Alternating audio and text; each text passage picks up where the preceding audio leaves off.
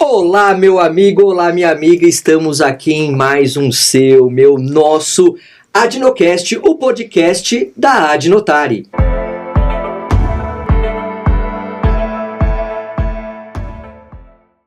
E neste episódio incrível, nós vamos falar sobre uma visão completamente diferenciada da REURB. Mas antes da gente apresentar a nossa entrevistada, antes de você ter essa aula interessantíssima que vai aprimorar o seu conhecimento teórico e prático, não é associado, ainda vem para Adnotari e você também vem.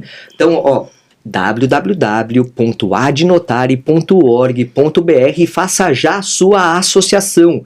Benefícios incríveis. É o grupão do WhatsApp que é pergunta-responde, todo mundo contribuindo com todo mundo.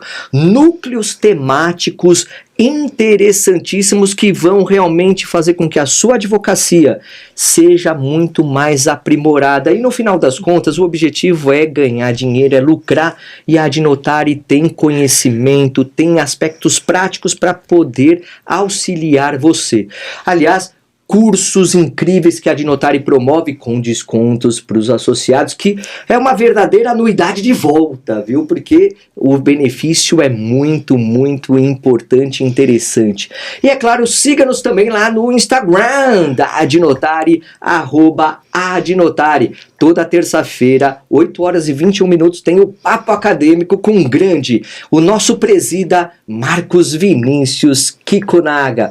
E olha só, eu estou aqui com uma advogada, uma jovem advogada que vai nos trazer aqui percepções muito além da advocacia, que eu já no briefing aqui, na conversa em off aqui antes dos bastidores, né? Pena que não é gravado os bastidores pra gente ficar mostrando, mas já mostrou uma versatilidade, uma amplitude de conhecimento interessantíssima. Bom dia. Eu vou falar o nome dela, mas ela já me permitiu chamar ela de Carol. É a Maria Carolina Bobadilha Landô. Falei certo? Falou certinho. Bom dia. Tudo bem, viu? Muito prazer em estar aqui. É uma honra, é fantástico estar junto do pessoal da Adnotari, que é um alto padrão tão fantástico de conhecimento, de experiência, de amizade mesmo. Eu tenho grandes amigos aqui, a Suelen, o próprio Marcos mesmo. E muito obrigada pela oportunidade para partilhar esse assunto que eu tenho tanto carinho. Maravilha. Aliás, agradecer a Suelen Meconi, que fez essa ponte, essa ponte para você poder estar aqui hoje. Obrigado mesmo. Obrigada a vocês. E olha só, eu vou falar, o currículo da Carol, da doutora Carol, ela é um currículo muito interessante, porque vocês vão perceber que ela é versátil só pelo currículo aqui. Advogada, parecerista, palestrante, consultora e orientadora de advogados e acadêmicos, além de ser empreendedora. Ela está como presidente da Comissão de Direito Imobiliário da subseção da OAB do Ipiranga, recém-constituída, né? Recém-constituída. Faz pouco tempo, né, que foi instaurada nessa comissão, né? Isso, exatamente. Havia, né, já a comissão, ela ficou um tempo em off e retomou com a minha chegada. Antes eu estava em Diadema. Maravilha. Porque você é da região de São Bernardo, né? Isso, natural da região da ABC. Isso mesmo. E aí foi pro Ipiranga. O Ipiranga tá colado também, sim, né? Sim. É do ladinho. Exato. Além disso, e olha só, ela é a única jovem advogada a presidir a comissão de imobiliário na capital. Uhum. Isso é um dado muito relevante, porque, primeiro, quanto tempo você tem de advocacia? Eu acho que, como você se coloca como uma jovem advogada, e assim, a tendência é até 5 anos. É isso a minha presunção. Me conta aí essa tua trajetória até chegar na advocacia. Vamos lá. Antes eu era estudante de medicina. Medicina. Eu sou filha de imigrantes, então eu consegui fazer o que se chamava na época, né, de formação sanduíche. Então fui estudar na Argentina.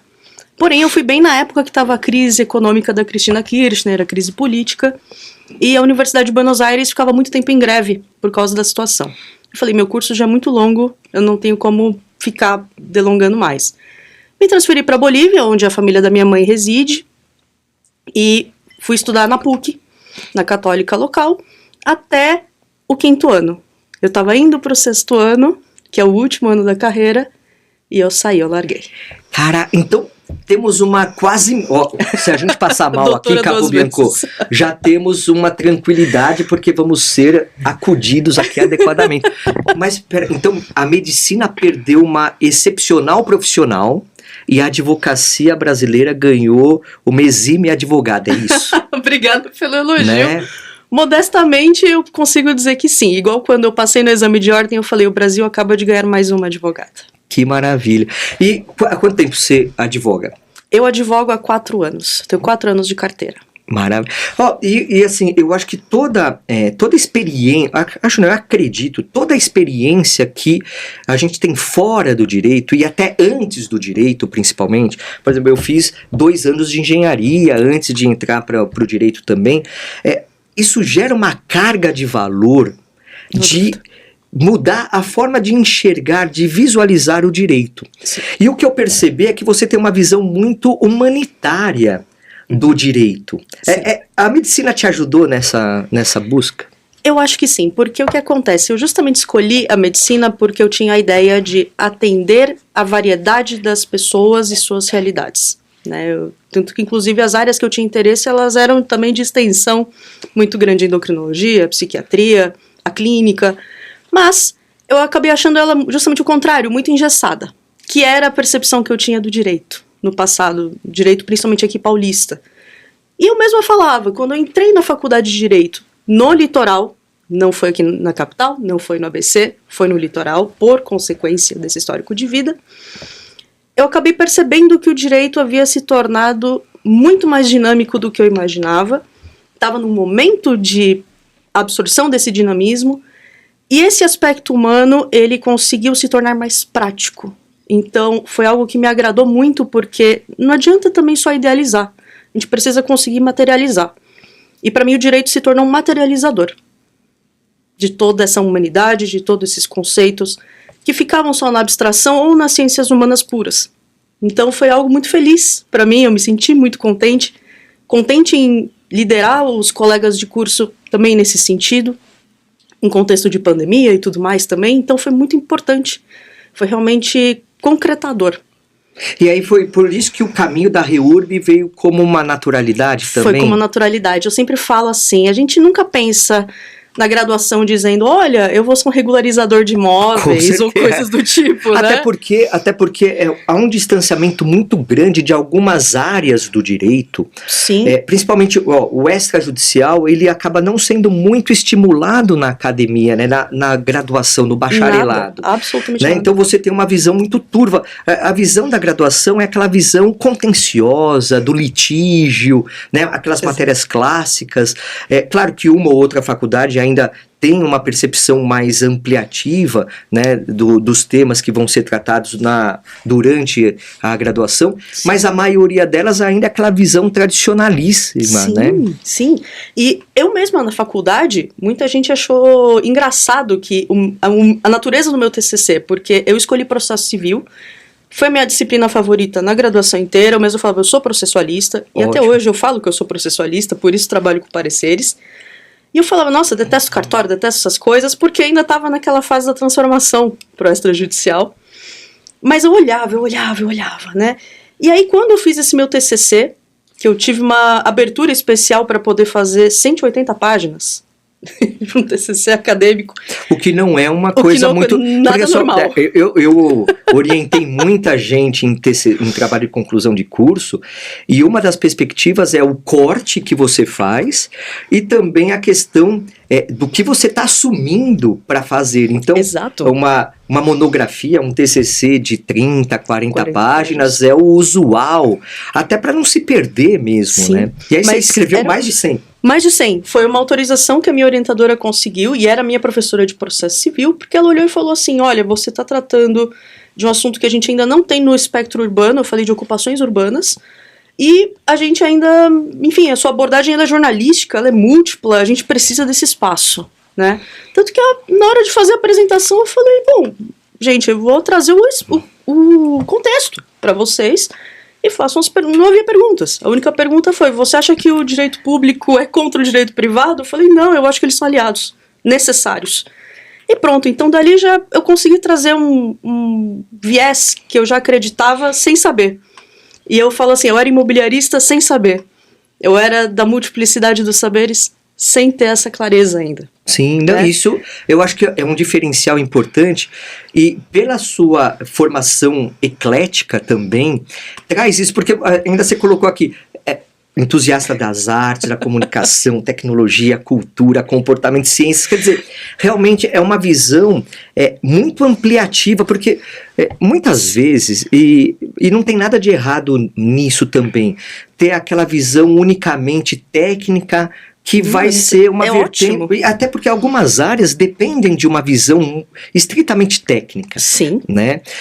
Só que quando a gente pensa em REURB, a gente pensa também e o principal objetivo da REURB são as pessoas. Exato. Né? A dignidade da pessoa com a titulação daquele imóvel. Uhum. Né? Então, essa visão ampliativa social é muito importante. Né? Sim, mas eu acho que onde fica o defeito? Em pensar no aspecto social somente de uma maneira constitucional ou justamente purista, o direito social. A gente tem que pensar que formas... Abstrata. De que maneira a gente consegue estabelecer isso de fato para que as pessoas possam sustentar isso e gerar uma progressão. Então eu acho que no fundo o objetivo da REURB ao lidar com gente é pensando em como pegar o concreto, né? Como eu falo, a primazia da realidade sempre. É o direito real. É o oposto, né? O que tá lá. Né? É o direito real na máxima mesmo. O que é real. Eu até falo lá no Ipiranga mesmo, eu falo assim, vamos tornar os direitos reais reais. Né? Então sair dessa parte material e realmente trazer. Então aí a gente tem que pensar em economia prática, em organização social, em disposição da cultura. E aí entra muito bem, realmente, o multidisciplinar da REURB. Sim, então, justamente isso. Essa visão traz desafios com relação a... porque, assim, se você pensar do ponto de vista literal das normas que cuidam da REURB, sim, você vai ter um aspecto que olha, eu vou titular aquele imóvel dentro daquela localidade, REURB-S, REURB não sei o que, tal, tá. E aí você vai ter uma perspectiva que tem valor, só que quando você traz esse aspecto de multidisciplinariedade, você agrega muito mais valor para a REURB que está sendo realizada, né? Sim, exatamente. Porque você faz com que ela tenha subproduto. E direito civil, antes de tudo a gente está no direito civil. A gente precisa pensar nisso, isso é um pilar no nosso direito civil. Então, quando a gente pega e fala assim, ok, faço uma administração ambiental, que ali era a forma de vida daquela população, ficou prejudicada e tal. A gente regulariza, então volta a ser um usufruto para aqueles, ou mesmo a própria dinâmica de recuperação daquele ambiente se torna fruto econômico. Se você pensa nas REURBs de Ubatuba, das grandes mansões de encosta, etc., era algo que o Clodovil falava muito porque ele teve a casa enclausurada, né? Então, assim, poderia se tornar creche, escola, teatro, algo, em vez de você simplesmente desperdiçar. Então, como a gente retorna de alguma maneira para não haver perdimento? O grande equívoco até aqui, proximidades já de 2026, em todo o direito civil, principalmente na parte executiva, é o desperdício econômico. E justamente isso daí está ligado com uma falta de planejamento adequado na área de urbanização. Exato. A urbanização no Brasil, ela é desenfreada, sem qualquer tipo de planejamento.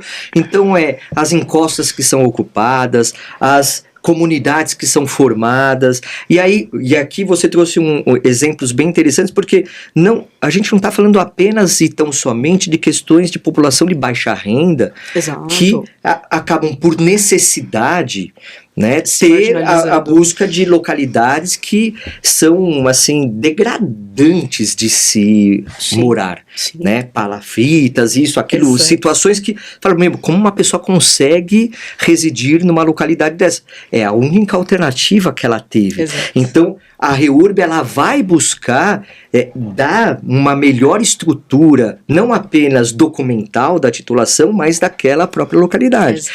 E essa é a questão governamental de políticas públicas que faltam, né? Exatamente. Por isso que eu comentei, né? Eu falei assim, meu TCC foi sobre ocupações urbanas. Eu falo, mas o que isso tem a ver com o REURB? Tudo, porque a REURB parte do princípio da organização social. E a organização social não é você pegar um grupo e falar, vamos fazer. é pensar toda essa extensão cultural. Você mencionou as palafitas e eu fiz essa análise toda das palafitas na Baixada, que aqui é sinônimo de pobreza. Mas eu fiz o contraponto em Manaus, que era sinônimo de riqueza. As casas flutuantes, que foram degradadas pelo mau urbanismo para explorar a região ribeirinha. E aí estão nesse projeto, né, de interiorização que não acontece por causa do custo de se implementar a malha rodoviária. Então, você vê as contradições, às vezes há um objetivo, mas falta essa perspectiva cultural também, ou mesmo local, geográfica. E aqui a gente já vê a multiplicidade disso. Engenharia e tudo, às vezes vai na praticidade numérica e não pensa, isso aqui não é viável para aquele dia a dia. E você vê como a questão da governança local que você está trazendo aqui é muito importante, porque a REURB, ela tem um reflexo muito importante no governo local do município, né? Uhum. Totalmente, e por isso a parte urbana é a que eu acho mais interessante e que ninguém pensa na REURB dela. Justamente, há uma certa relativização da REURB, se a gente pode chamar assim, que é justamente, áreas rurais, áreas marginais, sobre aquele aspecto de, olha, é realmente aquela encosta, é aquela situação ribeirinha, é aquele ponto que realmente, olha, é uma invasão, é isso, que precisa ser regularizado.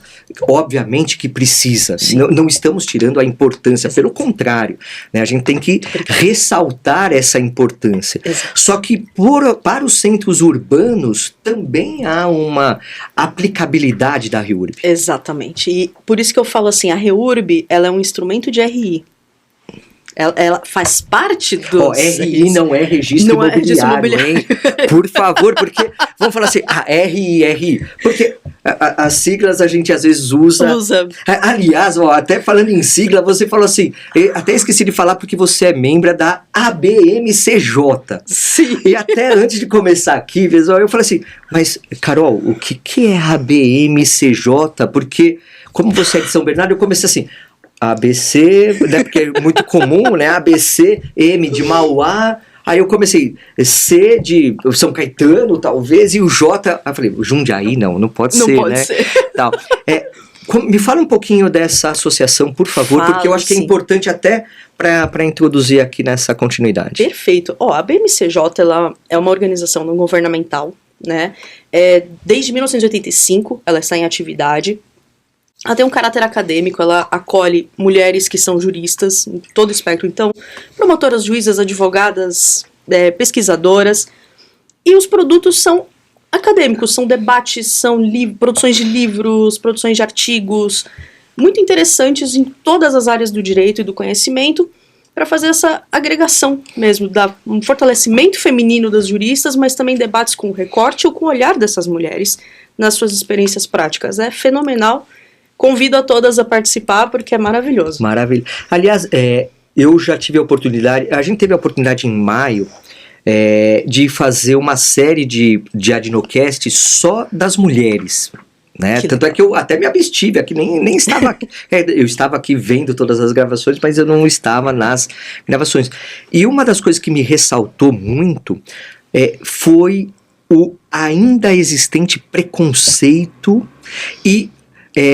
com relação ao direito imobiliário, há talvez uma potencialização desse preconceito da atuação da mulher advogada ou da profissional, né, engenheira ou qualquer outra que vá atuar, porque é multidisciplinar também. A REURB, ela tem esse caráter multidisciplinar, né, como você bem destacou, com relação ao papel da mulher, né? Sim, bem grande. Eu, na minha posição enquanto presidente, atualmente, né, e jovem advogada, eu falo assim, eu sou uma mulher de 35 anos, presidindo uma das comissões mais tradicionais do direito, e com todo respeito e todo elogio a todos os demais que estão 10, 15, 20 anos e são uma referência, uma inspiração para mim, também profissional, mas é muito difícil. Muitas vezes eu olho e falo, o caráter da liderança entra em dúvida, porque as pessoas colocam a sua temporalidade ali quanto peso e o hábito da presença masculina é muito maior. Então eu vejo tantas imobiliaristas como profissionais no dia a dia, amigas, que também são lideranças, mas há um abafamento, mesmo quando você vê elas massivamente presentes, inclusive em cursos e tudo. Então ainda não existe o costume da nossa presença, da nossa liderança. E E em vários espaços, como as engenharias, eu tenho muita convivência com engenheiros, meu marido, inclusive, é um, né? E a presença das mulheres é um pouco lutada, mesmo quando ela já é afirmada. Muitos deles admiram, acolhem, natural já do avanço social, mas ainda assim não é natural. A gente chega e a roda começa a se formar. Né? Então, é uma questão... É triste pensar que em 2026 ainda temos isso, né? Com toda a evolução histórica dos direitos conquistados pelas mulheres, da busca de uma igualdade de todas as ordens, né? Ainda é triste ver essa realidade. E assim, e eu fico muito feliz que a Adnotare, ela tem essa preocupação de fomentar a igualdade para que as mulheres tenham protagonismo também. Sim. Né? A nossa vice-presidente Andréa Chinalha, maravilhosa. A Suelen Meconi, que a gente já citou aqui no início, também diretora da Adnotare, a Mônica, né, também. Então, quer dizer, e o protagonismo, a gente busca sempre incentivar isso. Né? E ó, Capo Bianco, me fala uma coisa, eu acho que a maioria das pessoas que eu entrevistei aqui ao longo desses 95 episódios foram mulheres, não foram? Olha, eu até vamos fazer esse levantamento, eu creio que a maioria foram mulheres. Olha só. E isso, ó, eu como professor de graduação, a maioria sempre foi alunas, né, na graduação. As mulheres sempre são maioria nos cursos, nas pós-graduações. Ontem eu até estava num curso da ESA da Vila Prudente, a maioria mulheres, tal. Vocês têm... não só quantidade, obviamente, porque na população também vocês são maioria, mas qualidade. E por isso até que isso reverbera aqui em todas, acho que tirando o Cordeiro, acho que os últimos 5 episódios aqui foram só mulheres, né? Então, isso é muito importante. Eu quis trazer esse reforço, porque infelizmente a gente precisa reforçar uma coisa que deveria ser óbvia e natural, né? Sim, eu agradeço justamente cada pessoa que apoia, permite voz, abre espaço, nos é um passinho a mais. Eu tive muitas oportunidades graças a homens muito queridos amigos, mas as maiores que eu tive vieram de mulheres. Uma puxando a outra, porque assim, a conquista de uma e as batalhas, e você hoje está como presidente de uma comissão dentro da OAB, que numa roupagem tradicionalmente de um mercado masculino, no imobiliário. Você tem realmente uma preocupação de também acolher e fazer com que as mulheres tenham mais lugar de fala, como deveriam já ter, né? Muito. A ótica das colegas é muito interessante. Por isso, antes da gente começar a gravar aqui, eu falei, olha, a gente já teve vários episódios de REURB, né? Aí, tanto é que talvez você, quando tá vendo o nome do episódio, você fala assim, mais uma de REURB. Não, é uma visão. Você traz uma carga de valores diferente, né? Uma visão humanitária diferenciada que talvez o homem não tivesse. Não que não possa ter. Não é isso, né? Mas a experiência, e aí volta aquela vivência, tudo que você teve, a tua formação enquanto filha de imigrantes, a tua formação de medicina quase médica, tal. Então, tudo isso vai fazendo com que você tenha aplicabilidade na prática, né? Sim. Isso exato. É diferenciado. E aí, olha só, aí vamos voltar pro REURB. Inclusive, existe um recorte da REURB, que é a REURB das mulheres. Então, justamente porque até o direito imobiliário, até a gente pode pensar na usucapião familiar. Sim. Também, que foi um instituto voltado para proteger a mulher que era chefe de família. Chefe de família e muitas vezes abandonada pelo marido, fica lá com o imóvel e tal. Então, perceba que até o ordenamento, ele também olha por esse lado, até para preferir a titulação para a mulher. Na REURB também tem essa preocupação? Tem, mas como a gente está resolvendo o solo, a visão é um pouco mais abrangente, mais coletiva mesmo. Mas não tem jeito, boa parte das lideranças ali ou dos núcleos são mulheres que chefiam, maior parte das vezes. Ou elas estão em combate a algum outro cara. Sim, então é muito comum. E a gente fez esse corte só para explicar o que é RI. Porque não é? Você falou assim, a RI é Aí eu falei, ó, não confunda com registro imobiliário, porque na verdade o RI é regularização imobiliária. Exatamente. Né? Exatamente. Então, aí você estava falando justamente da REURB como um instrumento de regularização imobiliária. Exato, porque a REURB, o nome dela formal é regularização fundiária. Ou seja, a gente está falando do solo. Né, por isso que liga a princípio com o imóvel rural, a princípio. Exato. Também, né? Também. Regularização fundiária, você pensa o latifúndio e... Pá. Exato. Mas não, é tudo sobre o solo, é sobre a distribuição do espaço. Como isso se aplica nos espaços urbanos, nos centros urbanos? Resolução sobre, às vezes, um imóvel que está ali abandonado, ou uma construção que está suspensa, ou mesmo tem ali o que é muito comum, registrado como um único imóvel e na verdade são 6 imóveis, 6 casinhas, uma vilinha. É aquela matrícula mãe, né, que absorve, absorve os filhinhos, né? E às vezes nem absorve, às vezes nem tá ali, né? Não existe, Não né? existe. É porque ainda nessa matrícula mãe é um terreno. É um terreno, exato. Sem construção nenhuma verbada, nada. Ou uma casa que acaba representando um bairro e, na verdade, a outra ali é metade entre 2 bairros. Isso é muito comum, justamente ali, Vila Zelina, que quem é da capital sabe. Jardim Avelino, exatamente, Vila Zelina. Exatamente. E no centro, como centro de São Paulo ou Curitiba, né, que são os 2 grandes exemplos de desafio urbanístico, a gente vê a mistura. O desafio trabalhista, impedindo, né, a progressão, a resolução civil daqueles imóveis, por conta, enfim, a gente vai abordar isso logo mais, mas principalmente quando a gente pega essa área, esse terreno, a gente vê que ele não foi bem constituído quanto o registro daquele espaço. Então ninguém, na verdade, é o possuidor e o proprietário de fato daquilo. Então vira um imbróglio infinito. Ele tá num limbo. Tá num limbo. Caraca. Então a maior parte desses nossos mega imóveis parados, famosos, são esses. Tá. Você tocou num assunto que eu vou abrir um quadro pra gente tratar, porque você traz uma visão que, olha, é diferente. Vem com a gente, quero ver você... Ó, parece até música, né? Mas vamos lá pro... Vai dar registro? Nesse momento, a gente abre toda a experiência da nossa entrevistada, da doutora Carol, para que ela traga para nós uma visão, e ó, digo para vocês, uma visão diferenciada, inédita, que vai fazer você pensar a relação entre o direito imobiliário e o direito laboral, trabalhista, essas influências. Eu quero realmente entender, porque...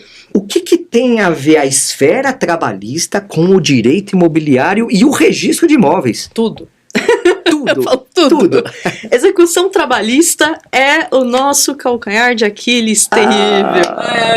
Ai. Pois é, recomendo, eu sempre falo, gente, estudem direito do trabalho, muito importante, processo do trabalho. Porque a lógica trabalhista da execução, principalmente, ela é muito distinta da execução civil. Enquanto a execução civil ela pensa patrimônio, patrimônio, patrimônio, a execução trabalhista ela tenta derivar isso para algum lugar. Só que ela deriva, claro, para aqueles direitos absolutos, né, soberanos, que são do direito do trabalho. Direito do trabalhador, a compensação.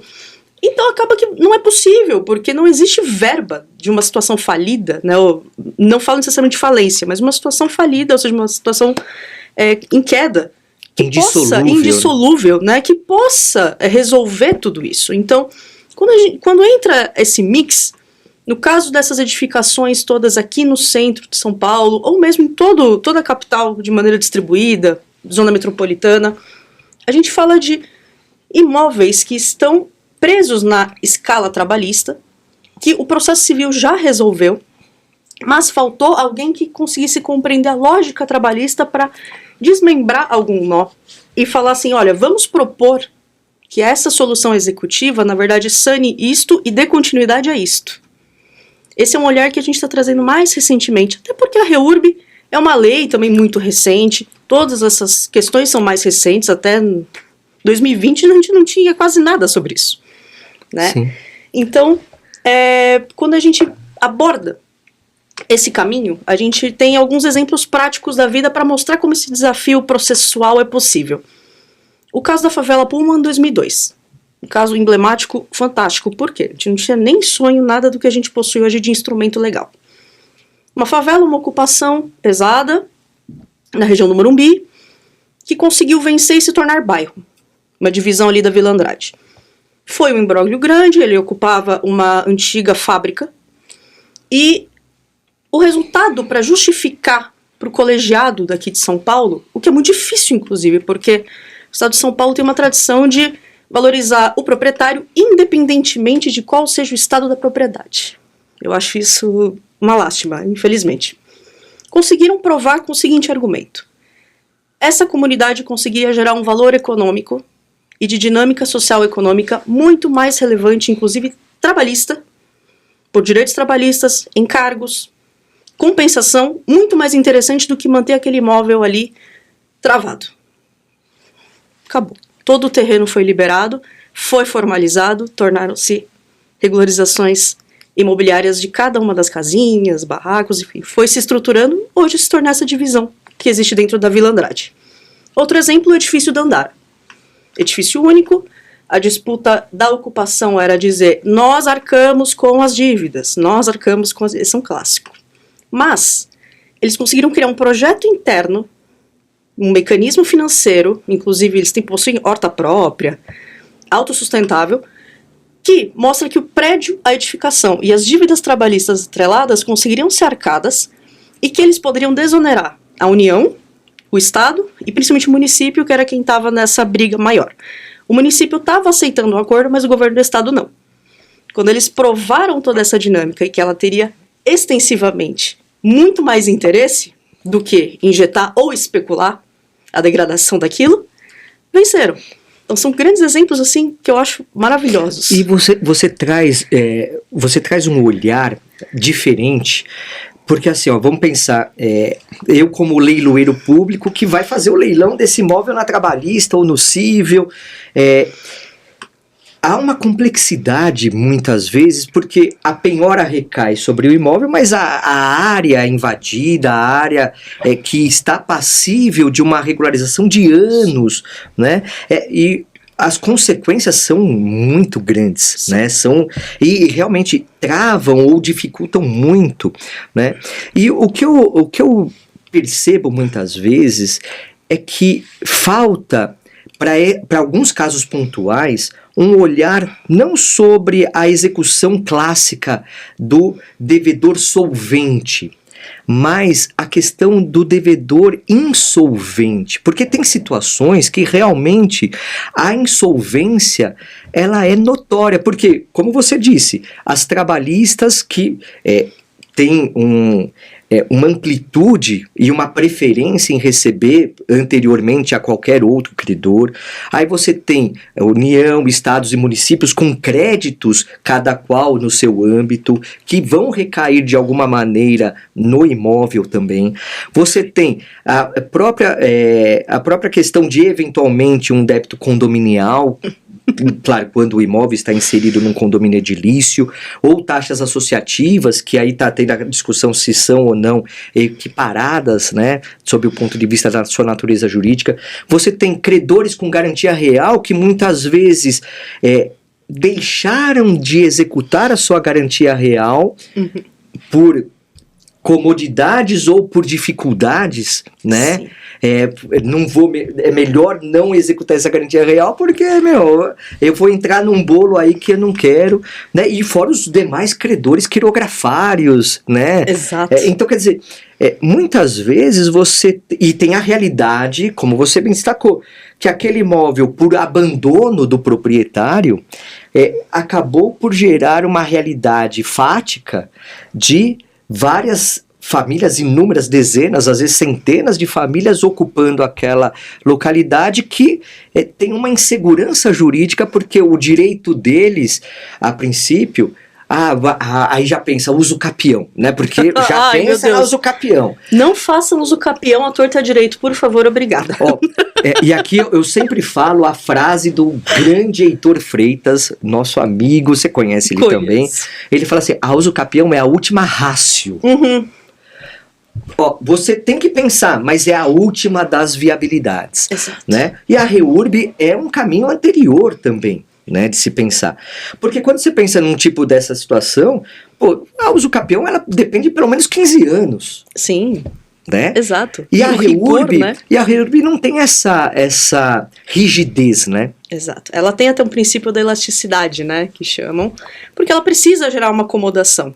Por isso que uma contradição o que está acontecendo agora com esse debate do marco temporal. Há gente que apoia, há gente que não. Eu particularmente acredito, né, se tratando desse marco temporal, ou seja, assim como o marco temporal indígena, estão querendo fazer para a REURB. A partir de tal ano não pode mais. Estão querendo fazer também estão discutindo a constitucionalidade propriamente, né, da lei da REURB, né? Sim, então... O que é muito temeroso, né? É muito temeroso. E aí a gente vê realmente como são as questões dos interesses especulativos. Porque o nosso principal combatente, né, contra é a especulação imobiliária. Sim. E para fechar esse quadro, então, esses dois casos que você trouxe, eles promoveram a REURB como forma de regularização daquela localidade, demonstrando que a REURB impactaria positivamente, inclusive no pagamento dos credores. Exato. Que tinham direito, claro, à garantia sobre aquele imóvel. Sim. Que tinha uma situação fática, uma realidade que precisava ser, porque assim, removê-los por remover, você só colocaria o problema em outro lugar. Exato, você levaria um perdimento eterno. Perdimento eterno daquela Constituição que foi promovida. Exato. E deu registro. Deu registro, super. Maravilhosamente. Mas deve ter sido complexo por demais. Não, né? São dois processos super difíceis. O contraponto deles é o Wilton Paes de Almeida, aquele prédio de vidro que infelizmente desmoronou. Lá do centro lá mesmo, né? Lá do centro também. Eu porque lembro. Era a briga entre a União, governo do Estado e município. O município já havia concedido a União também, quem não queria era o governo do Estado. É na Avenida Rio Branco, né? No finalzinho da Avenida Rio Branco, perto do Largo... eu esqueci o nome do largo que tem lá. Mas que tem a igreja... A igreja, exato. Oi? Paissandu. Do Paissandu, isso. Largo do Paissandu. Que tem a Galeria do Rock, tá exato. Lá do lado. Pô, como a gente esqueceu disso, né? E tem a igrejinha que quase foi atingida. Foi atingida em parte, né? Foi, 40% dela foi perdido. Então. E foi aí foi uma demonstração. Porque... E foi por ocupação irregular, né? Era ocupação irregular e era um grupo de ocupação que era falso. Eles usavam a sigla de uma que é verdadeira. Então você pegou uma população vulnerável, vulnerabilizou mais ainda, levou ao perdimento extremo de um bem, né, e da economia dessas pessoas, enfim, e da própria região. Sim. Então você perde essa visão de futuro, enquanto quando dá certo, você gera progressão. Eu vou fechar esse quadro aqui pra gente continuar essa prosa que tá muito legal. Esse foi o nosso quadro. Vai dar registro? É isso aí. Até só para contextualizar, eu tive um caso de um leilão falimentar que eu estava fazendo, que eu realizei, e o prédio, na região central também, enquanto estava sendo realizado o leilão, ele foi invadido. E por um movimento dito como regular, notório, só que na verdade quem invadiu estava fazendo locação dos quartinhos lá, fez uma divisão, tudo tal. Como já estava no leilão, falimentar tal, e era uma coisa nova, né, uma turbação nova, né, então conseguiu-se de forma bem simples, claro, simples do ponto de vista de conseguir a decisão por conta da realidade, mas claro. Foi feita realmente a reintegração de posse e o leilão foi exitoso, até uma associação adquiriu para fazer um hospital, né? Então teve também um fim social diferenciado e tal, né? Então olha como é importante a gente ter essa visão multidisciplinar, complexa. Então a advogada, o advogado que atua com REURB não pode ser só técnico jurídico. Não, de forma nenhuma. Não vai bastar. Não vai bastar mesmo. Porque realmente é tão... o olhar... Claro que o olhar do ponto... Por isso que isso que é interessante que você está trazendo aqui hoje. E que complementa todas as outras entrevistas que eu cheguei a fazer aqui sobre REURB. Que é ver o impacto, os reflexos, as consequências da REURB, não sobre o ponto de vista único e exclusivamente dominial. Exato. Né? Social, econômico, com relação aos próprios devedores que têm direito, credores que têm direito sobre o imóvel, porque principalmente nessas áreas invadidas é notório que vai ter débito de IPTU. Claro. É notório que vai ter outros credores, né, que acham como o único... E a gente não pode desmerecer esses credores. Exatamente. Porque, principalmente os trabalhistas, não só os trabalhistas pela natureza alimentar, obviamente, mas todo e qualquer... Porque o IPTU, ele tem que ser revertido para a sociedade. Então, você, de uma forma ou de outra, vai reverberar para a própria sociedade. E aquela regularização vai gerar fomento também para a própria municipalidade.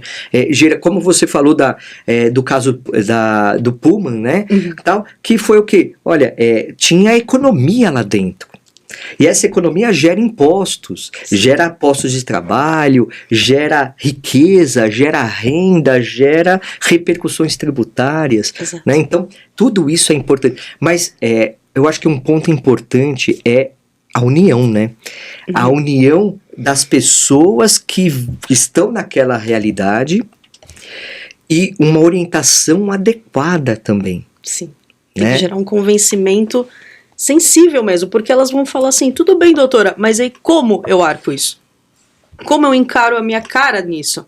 E aí tem as lideranças locais também, a quem você tem que abraçar muito, porque sempre tem alguém que tem uma voz mais líder ali e fala, gente, a gente precisa ter visão, precisa olhar pra frente, pega e tal, e vai se montando, mas é uma parte desafiadora, porque às vezes o vizinho briga com o outro vizinho, e aí fica aquela briga eterna, então você resolve microdiligências em nome da maior.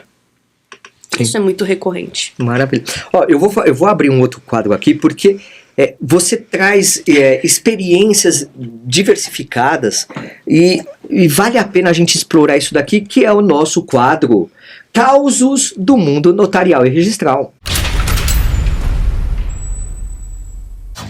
Chegou a hora da historinha, chegou a hora da fofoca, chegou a hora de percepções práticas, né? O objetivo desses causos que a gente busca trazer aqui através da experiência dos nossos entrevistados e entrevistadas é justamente ter percepções que fogem aos livros, que não estão realmente numa realidade fria, às vezes, de uma legislação.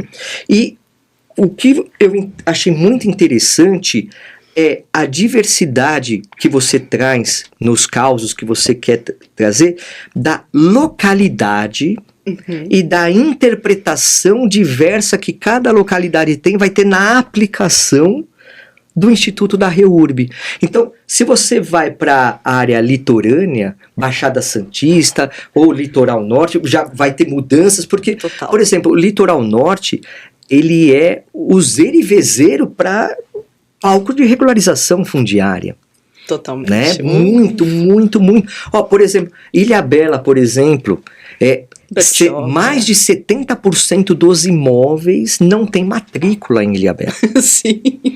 E isso para o Litoral Norte, Caraguá, Ubatuba, São Sebastião, e aí vindo mais para cá, Bertioga, aí pega a Baixada Santista, até tem uma regularização muito mais promovida. Sim. Talvez por conta até historicamente das primeiras, né, a primeira cidade, São Vicente, né, do Brasil, e assim vai, a própria exploração econômica da localidade e tal, mas e aí se a gente for para o interior, já muda completamente. Se vai para outros estados também, eu queria que você trouxesse essas visões. Ai, que maravilha, vamos lá. Quando eu estava, né, na Baixada Santista, me chamava muito a atenção uma questão, porque eu tinha o olhar da pessoa que nasceu e cresceu na ABC. Não, aliás, vou te fazer um corte aqui, desculpa.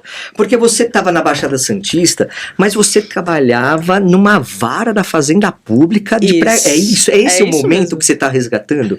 Agora, momento. Que experiência é essa? Vara da Fazenda Pública, Praia Grande, com a REU. Vamos lá. Eu fui para Praia Grande porque após eu sair da medicina, falecimento do meu pai, eu não retornei a São Bernardo do Campo, então eu voltei da Bolívia diretamente para a Baixada Santista, que era onde a minha mãe havia se radicado, no apartamento que a gente possuía ali. Eu me formei em Direito na Baixada Santista e minha vida profissional começou ali. Vamos lá. Aí, vara da Fazenda Pública, até porque o meu começo original era Direito Tributário, depois eu fui para Direito de Família de alta complexidade, tudo começou já assim, né? E bom. E lá na vara, começou a me chamar a atenção porque chegavam os casos imobiliários. Sempre eram os casos imobiliários. E eu via umas disputas que eram muito estranhas. Eram umas situações assim, uma que eu nunca esqueço, era uma família que estava contra outras 5 famílias, então eram 6 famílias, as 6 possuíam registro, de um mesmo terreno e um mesmo imóvel.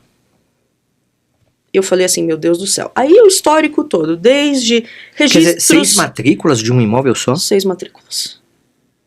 E aí a vara tava num surto. Perceba como a gente já tem aqui uma anomalia do sistema.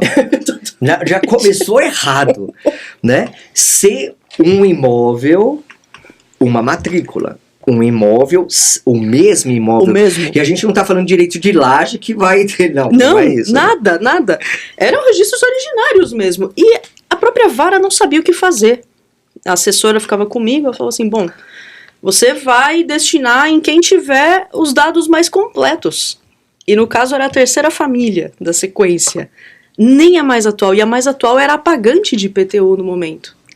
Todo o registro de IPTU, com a municipalidade, obrigações eram deles. Mas quem era mais completo é a terceira família. Então, com o entendimento da vara, naquele momento era, vai se passar para aquela família e encerra a disputa. Trava para o resto. Mas foi uma loucura. Eu lembro que eu saí super chateada. Eu cheguei em casa meio deprimida, que eu falei, gente, essa terceira família já quase ninguém é vivo. Só tem um que já nem quer mais saber. Qual o sentido disso aqui? Isso aqui é um desperdício, né? E a gente vai acabar com uma família que está lá. E comprou, e pagou. Mas essa é a confusão de registros que acontece por causa da modificação dos cartórios, que aconteceu muito ali na Baixada. Às vezes o cartório que era de São Vicente, aí destrinchou, virou uma parte de Santos, virou depois de Praia Grande, virou de Cubatão, que...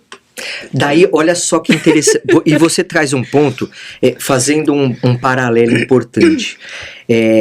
A due diligence, né? Esse nome bonito.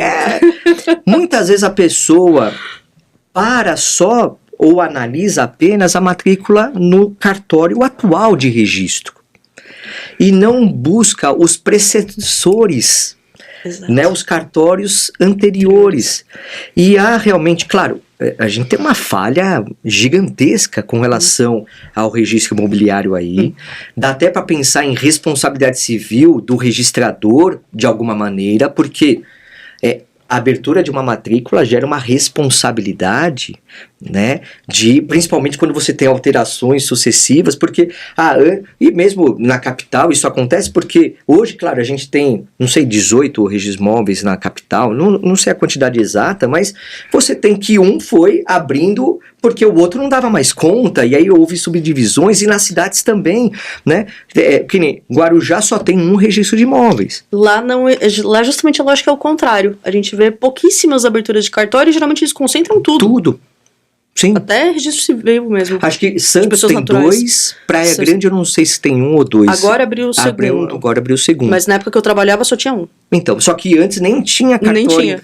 Quer dizer, então precisa justamente ver o passado. Sim. Para justamente evidenciar essa cadeia, né, evolutiva do título dominial do imóvel, né? Exato.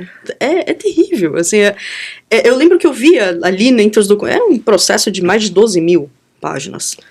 O primeiro registro de todos era São Vicente ainda, era comarca de São Vicente. Porque era o original. Não, e isso é complicado. E aí quando você tem essas peculiaridades da região, né, que é o que você está trazendo aqui, tem que ter um olhar específico para aquela região, né? Tem. Você tem que começar a conhecer, e eu sempre fui curiosa, né? Andar, ver, visitar. Aí eu fui entendendo. Inclusive eu sabia o endereço de onde ficava dessa família. Que ficava perto da minha casa. Então eu sabia, eu falava, gente, é ali. E tava ermo. Além de tudo. Nossa. Quer dizer, você vê, né, como é impactante isso. E você vê, 6 famílias que tiveram, a principal delas, que era a autora que estava lá na posse do imóvel, exercendo a posse e tal, que era, e assim, com titulação, não é nem, aí você fala assim, ela vai entrar com uso capião. Não, mas por que vai entrar com uso capião se ela tem a matrícula no nome dela? Não tem interesse de agir, né? Sim. Propriamente, né? Então, realmente é uma... Era uma ação estranhíssima, muito Sim, total, por isso que eu falo, é uma anomalia do sistema completo. E isso demonstrava muito. E em Santos eu via umas situações diferentes já. Casa geminada ou casa única, que eles resolviam destacar como se fosse geminada, e cada um vendia com suas porções de quinhão para outras pessoas, para terceiros, quartos, e eu falava, gente, como é que isso aí passa? Eu olhava, como é que isso aí, como registra isso? Acontece muito, é uma dinâmica super conhecida lá. Sim. Por isso peculiar também. Ó, esse foi o nosso quadro Causos do Mundo Notarial e Registral. Olha só, voltando aqui para a REURB, Vamos voltar. Sempre se fala que imóvel irregular ele perde valor. O imóvel regularizado, ele agrega valor. Isso, naturalmente, o mercado imobiliário, ele vai flutuar com base na realidade documental. Então, é claro que um imóvel irregular, que nem vai dar registro, uma cessão, uma transferência, um contrato que foi, um negócio jurídico celebrado entre as partes, perde valor. E é natural que a REURB recompõe o valor para um valor de mercado. Eu acho que essa parte é muito batida, né? E todo mundo fala porque é realmente uma consequência, talvez, das mais imediatas que a gente tem.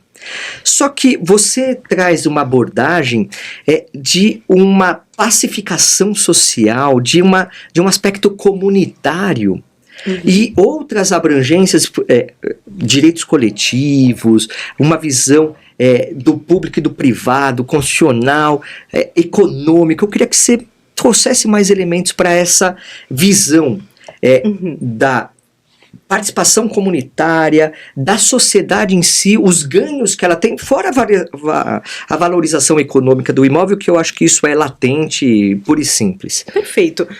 Eu gosto muito de falar sobre o legado. Porque o que acontece? A gente está falando de famílias via de regra. Então, você vai deixar um legado patrimonial para elas, que elas vão saltar de um estado irregular para algo regular, em que aquilo vai gerar uma dinâmica econômica interessante.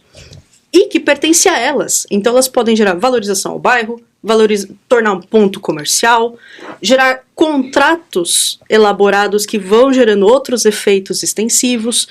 Tem uma dinâmica muito grande. E quando a gente tá nessa dinâmica de REURB, o gostoso é lidar com as pessoas, não importa qual grupo, se com dinheiro ou o popular sem dinheiro, porque você tem que tratar sobre o que elas vivem e o que funciona.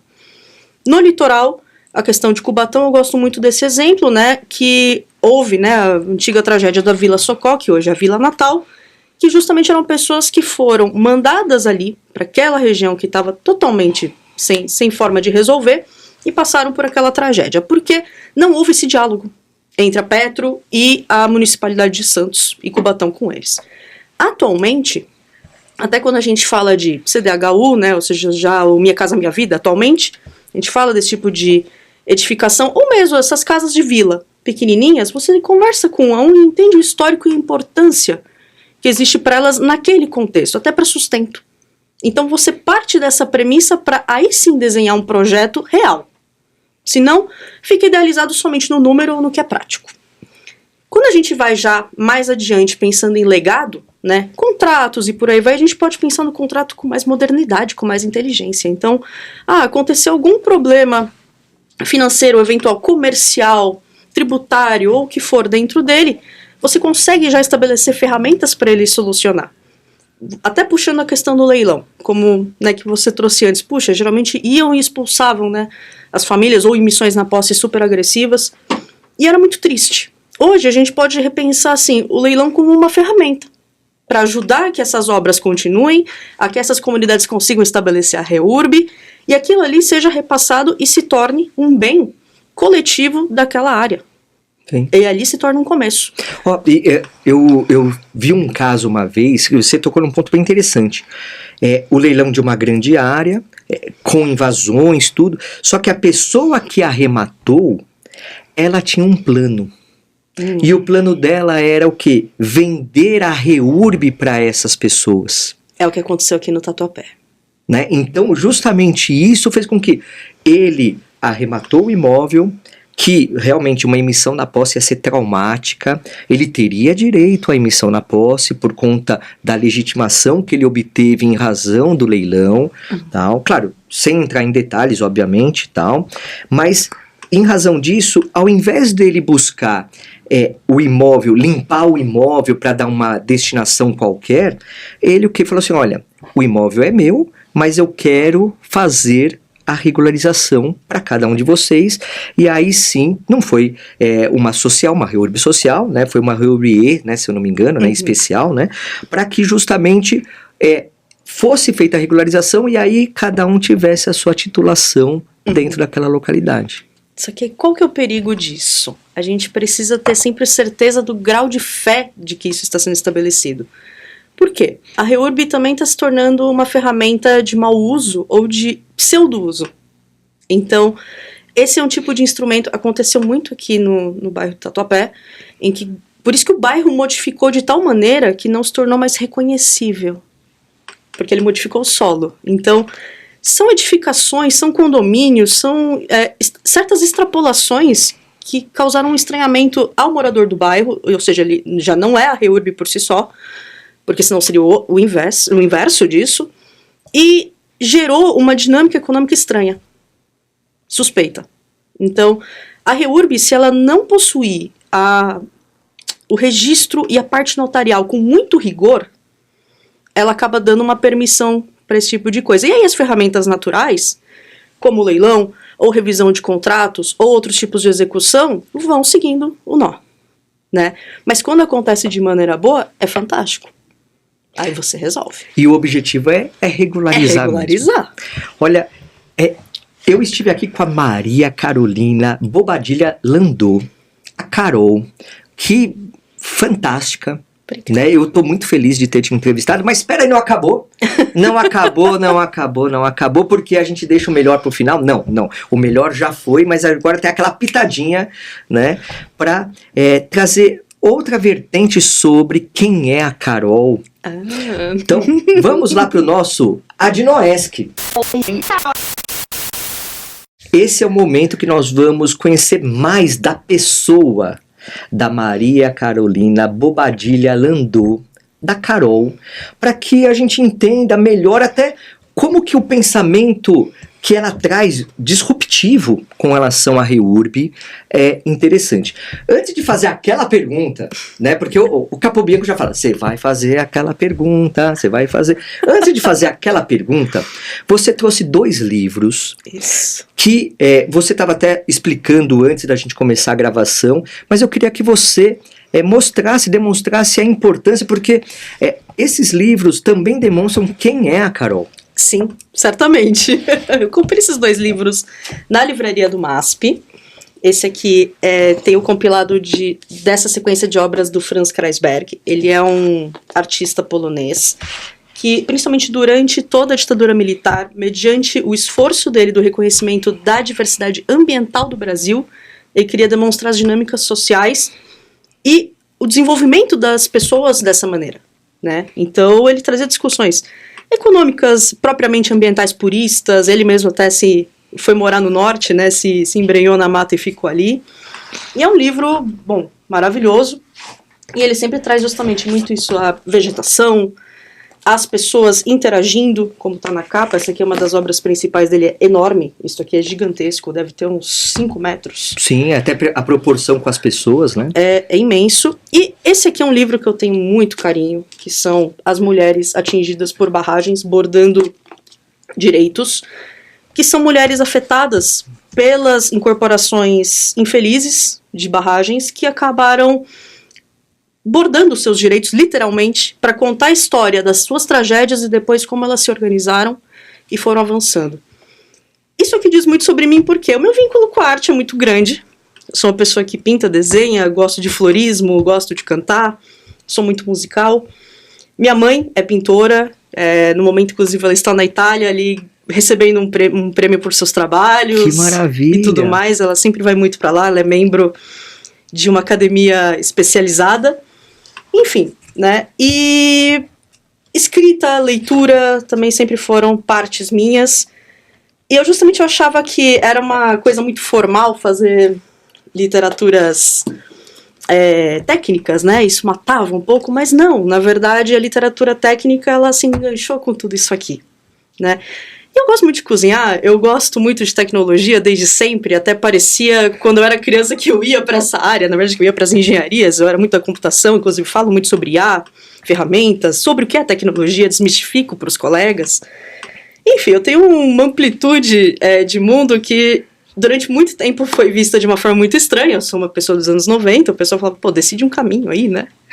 E eu falava, Quem não, faz tudo não faz não nada. faz tudo, não faz é? nada. Tem gente que... E não, eu escolhi um caminho, só que ele permite, me abraça. E a minha orientadora mesmo do TCC, um dia ela segurou minha mão e falou assim, a medicina não te permitiria tudo isso, e bem-vindo a um lugar que te permite ser tudo o que você é.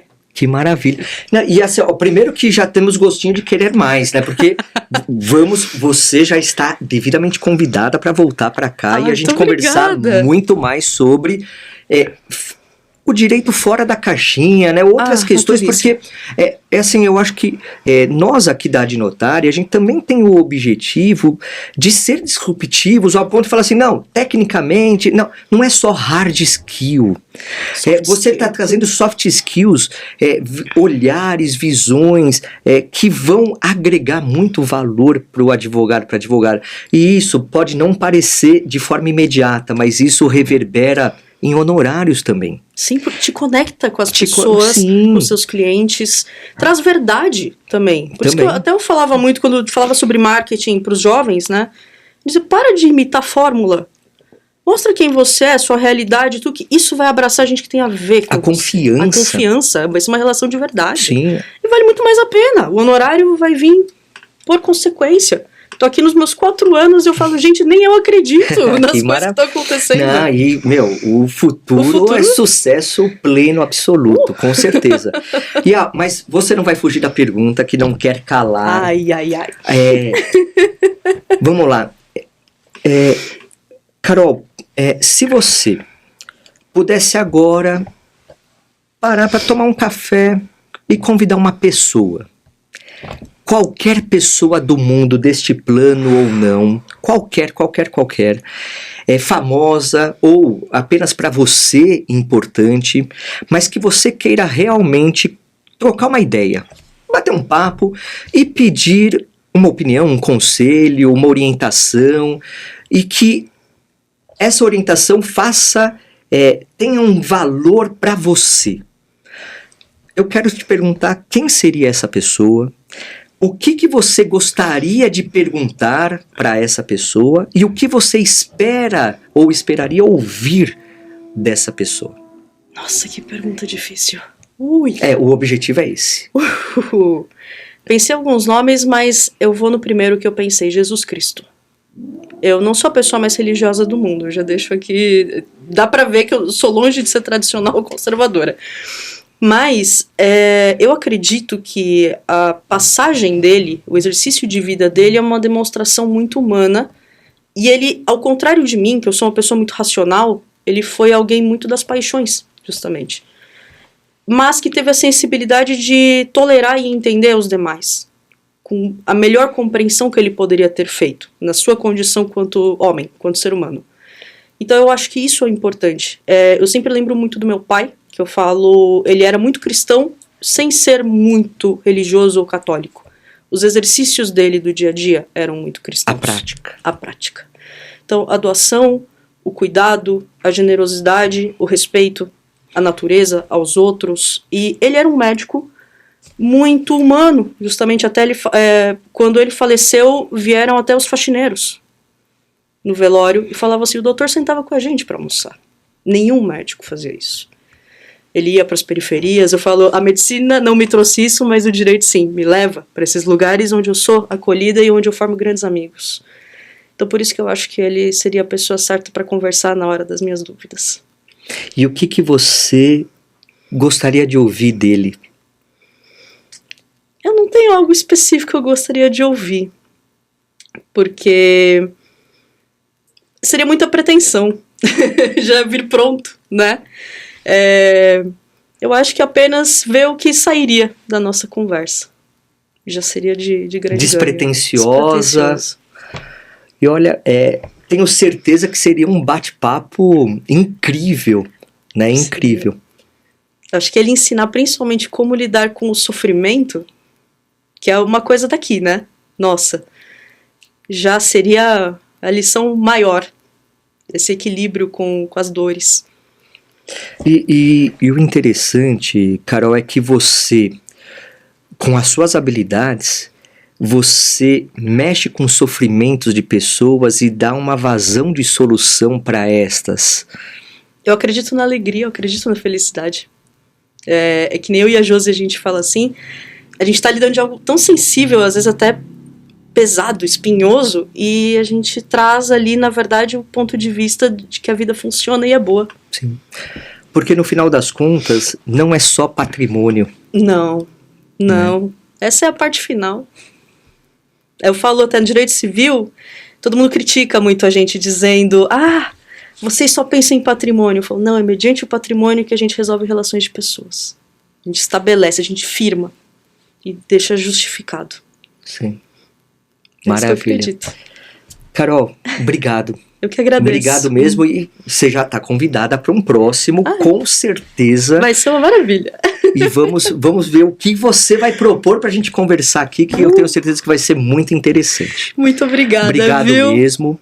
Deixa a tua rede social, tua mensagem final, fica à vontade. Gente, a gente vai ter dia 28 deste mês de julho, lá na OAB Ipiranga, a presença do nosso muso divo querido, Jacques Buchatsky, que não acredito que até hoje que eu consegui fazer esse convite. Venham, por favor, a casa é aberta a todos. Vai ser a partir das 6:30 da tarde. O meu @do Instagram é mclandeau.adv. Vocês não vão ver quase nada de jurídico ali, exceto um meme ou outro. Eu falo mais de coisas, reflexões, meu dia a dia. Então vocês podem me conhecer um pouquinho mais. E teremos uma reunião sobre direito imobiliário 4.0 no dia 21 também deste mês lá na OAB Ipiranga, e vai ter transmissão online também. A gente sempre faz isso para viabilizar para todo mundo. Maravilha. Bom, não é como surpresa, porque o Jacques vai lá. Ele é fantástico, você é fantástica, e eu tenho certeza que vai ser um evento. Vou ver se eu consigo ir, porque realmente essas visões disruptivas são muito importantes, agregam muito valor. Eu acredito nisso, eu acredito numa advocacia que não se limita ao legalismo. A quem precisamos de vocês, mas a nós que somos desse outro perfil, que a gente continue trazendo discussões. Com certeza. Hard skill é essencial, mas essas vertentes que vão agregar valor também são. É isso aí. Obrigado. Muito obrigada, viu? E você que ficou até agora, você não é associado ainda da Adnotare, não, para tudo. www.adnotare.org.br. Vem para a Academia do Direito Notarial e Registral, Academia Nacional do Direito Notarial e Registral. Muitos benefícios para você que advoga na área do imobiliário em geral e que precisa de mais conhecimento, precisa compartilhar seu conhecimento, suas dúvidas, sim. Nós temos palco para você. Você quer escrever artigos? Pela Adnotare. Você quer ter uma visão de, eu quero palestrar, eu quero dar aula? Vem para a Adnotare. Você vai ser realmente acolhido, porque a Adnotare pensa não apenas no desenvolvimento da hard skill, mas também no desenvolvimento humano que você pode ter. Muitas vezes você advoga sozinha e não tem com quem falar. A Adnotare é o teu lugar. Então, entra agora em www.adnotare.org.br e vem. Além disso, siga-nos lá no Instagram da Adnotare, @Adnotare. Gostou desse episódio? Tem outros 94 episódios para você maratonar, curtir, muito conteúdo bacana e ainda tem muito por vir. Então, vem para a Adnotare e você também vem. É isso aí, meu amigo, é isso aí, minha amiga. Muito obrigado mais uma vez, Carol. Obrigado mesmo. Muito mesmo. Bora lá, bora que dá. Abraço, até mais.